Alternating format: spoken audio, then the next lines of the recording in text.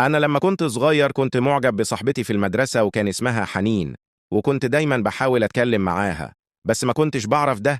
أنا حتى كنت بتخانق معاها عشان أكلمها، وأكتر حاجة كنت بزعل عليها هي إن في واحد صاحبي كان دايما يتخانق معاها على طول، وأنا كنت بروح معاه عشان أتكلم معاها حتى لو هتضربني. فالمهم بقيتوا عارفين إني نفسي أكلمها بأي طريقة، لكن في يوم حصلت الصدمة، لقيت تليفون البيت بيرن، ولما رديت لقيت واحدة بتقول لي: أنا حنين وأنا بحبك قوي يا محمد، وعايزاك تقابلني بكرة في المدرسة وتمسك إيدي عشان محدش يضايقني.